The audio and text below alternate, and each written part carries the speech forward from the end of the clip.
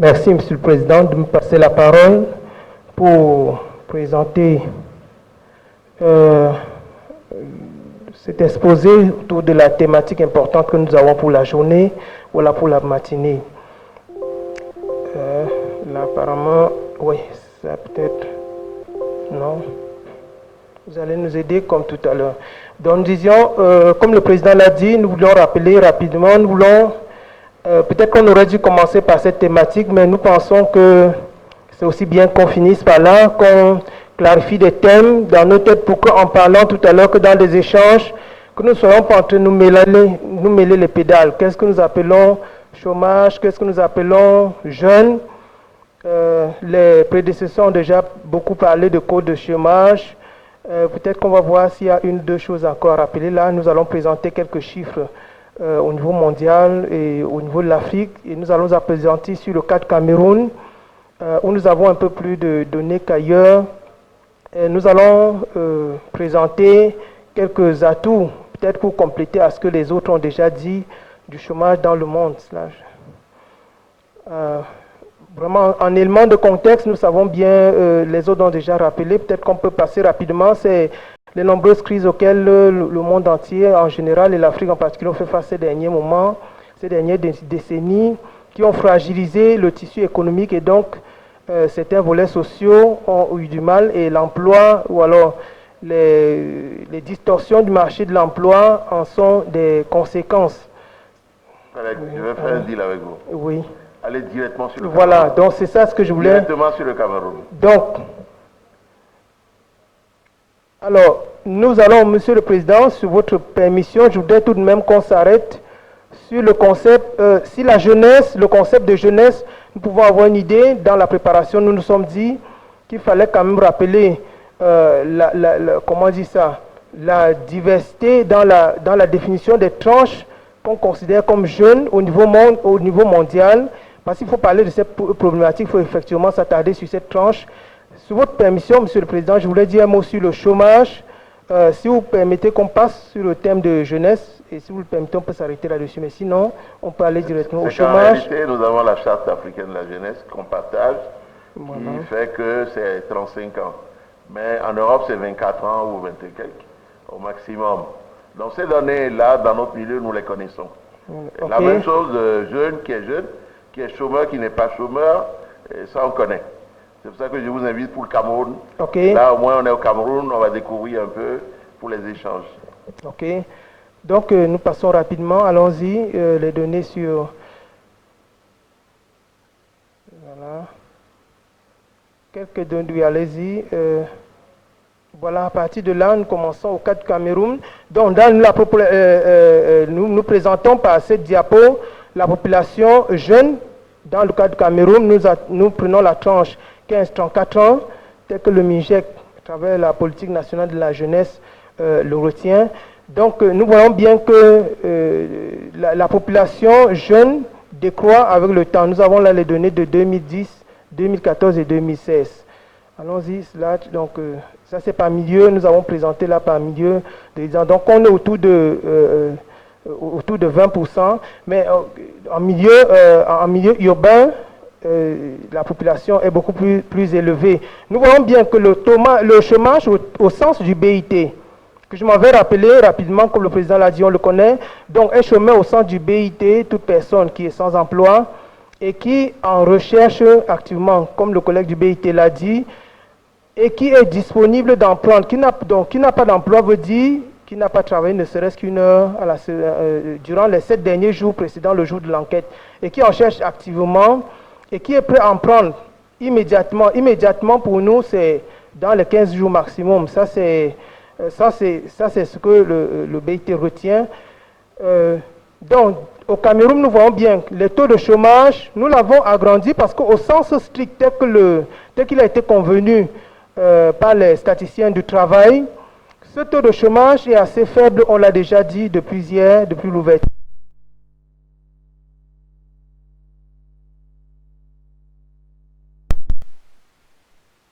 Du plein emploi. Mais quand nous ajoutons le chômage, les aspects, les chômeurs découragés, c'est-à-dire que ceux qui cherchent l'emploi et qui ne cherchent pas d'emploi, mais qui sont disponibles à travailler, ce que nous avons appelé les chômeurs découragés, on obtient ce qu'on appelle le chômage élargi. Et là-dessus, nous voyons bien que, contrairement à la tendance que nous avons vue tout à l'heure au Cameroun, la tendance est haussière. C'est-à-dire que ça veut dire qu'il y avait une bonne frange de la population qui ne cherchait plus parce qu'elle n'y croyait plus. Soit parce qu'elle sait qu'on ne peut pas trouver d'emploi dans ce pays, et pour d'autres diverses raisons. Donc, quand nous incluons ces aspects du chômage, nous voyons bien que le taux augmente au fil du temps.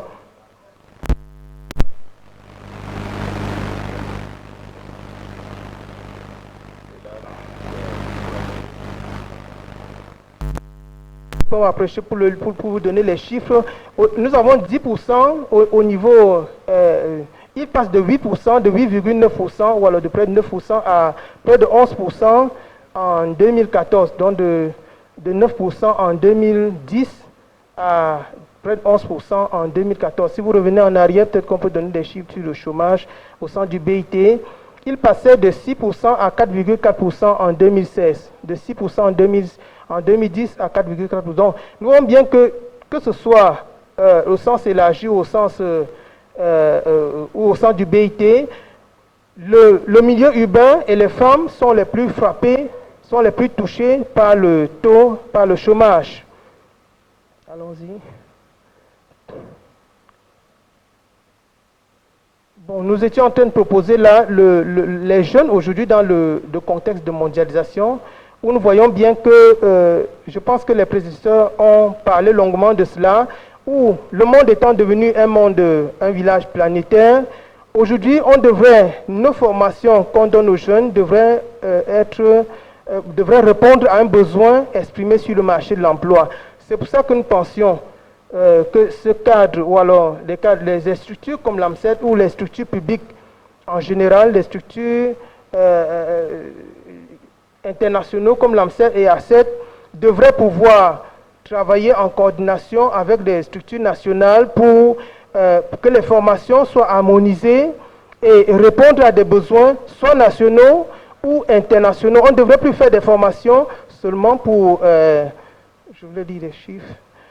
On ne devrait plus donner des formations seulement pour les besoins nationaux. On peut donner des formations pour des besoins de la sous-région, par exemple.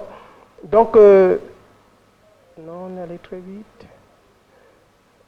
Voilà, l'une des informations. Nous pouvons tirer profit aujourd'hui des importations de technologies. Nous avons vu les cas du Japon, de la Corée du Sud, que nous connaissons très bien, que nous pouvons utiliser en Afrique pour, booster nos économies.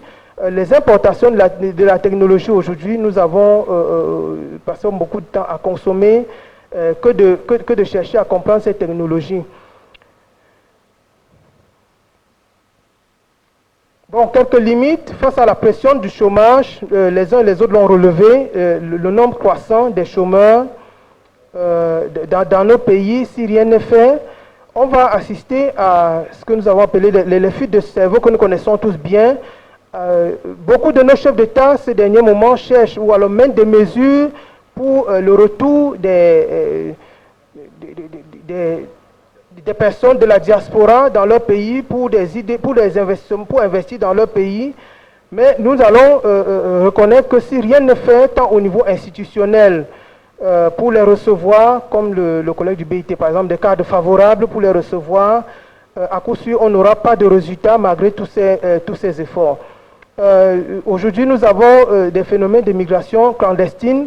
C'est cette pression du chômage et d'autres indicateurs par lesquels nous allons finir tout à l'heure sur la jeunesse qui pousse à migrer, à ces migrations clandestines.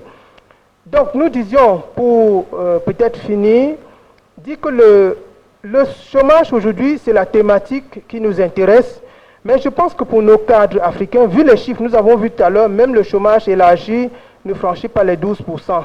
Ça, c'est le cas du Cameroun, mais c'est le cas dans beaucoup de cas, dans beaucoup de nos pays africains.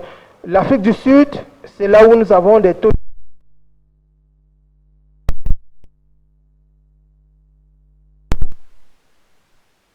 Ça veut dit que le problème ne se trouve pas dans le chômage. Le problème de notre jeunesse, au-delà de ce qu'on peut aussi s'intéresser à ce chômage, c'est dans beaucoup d'autres indicateurs tels que le sous-emploi.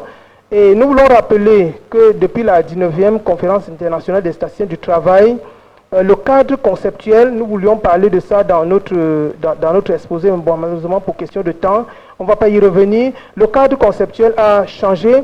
Donc, on parle de la sous-utilisation de la main-d'œuvre. C'est autant d'indicateurs qui devraient nous permettre de mieux caractériser la situation d'emploi de notre jeunesse. Parce que dans le cas du Cameroun, par exemple, les jeunes travaillent. Quand vous allez demander, si vous demandez aux gens est-ce que vous êtes chômeur, vous aurez 70 ou 80%. C'est pour ça que l'Institut national de la statistique a eu de la peine à communiquer dans les premiers résultats, lors des premiers résultats sur le chômage, parce que personne n'acceptait pas ce chiffre. Mais c'est la définition, ce n'est pas l'information qui est publiée, qui est à discuter, mais c'est la définition. Les formes de distorsion du marché de travail que nous avons pour notre jeunesse, c'est cette sous-utilisation de la main-d'œuvre. Vous avez ces enfants qui sortent des universités, qui n'ont rien à manger, qui se retrouvent à faire des motos, qui se retrouvent à conduire des pousses ou alors à faire des travaux de manutention dans des marchés. Ce sont ces indicateurs que nous devons présenter pour caractériser. Nous avons dit aussi des cas de sous-emploi invisible, c'est-à-dire que des jeunes travaillent mais ne gagnent pas grand-chose. Des sous-emplois liés au temps du travail, c'est-à-dire des gens travaillent involontairement moins du temps requis, par exemple par la réglementation ou par son emploi. Donc nous avons plusieurs de ces indicateurs que nous pouvons utiliser aujourd'hui en Afrique si nous voulons mieux caractériser, mieux comprendre le marché de l'emploi, surtout de la jeunesse, et mieux sortir de là. Les mesures doivent être orientées vers ces politiques parce que si nous voulons chercher à certains de ces jeunes dans nos résultats d'enquête, on demande à certains jeunes qui sont dans le secteur informel, est-ce que vous souhaiterez que votre progéniture ou alors qu'un de vos parents continue cette activité que vous menez? Il vous dit oui, alors que vous pensez que lui se trouve dans des situations vulnérables, précaires. Alors donc, pour ce jeune, ce qu'il a fait, ce n'est pas de le sortir de cette activité, mais c'est de lui donner, c'est de l'encadrer pour lui permettre de promouvoir, de développer cette activité. Donc il y a beaucoup d'autres aspects comme ça que nous pouvons relever. Malheureusement, nous prenons la parole quand le temps est fini. Peut-être que dans les échanges, on va revenir sur certains aspects pour lesquels nous ne sommes pas revenus. Merci. Merci beaucoup.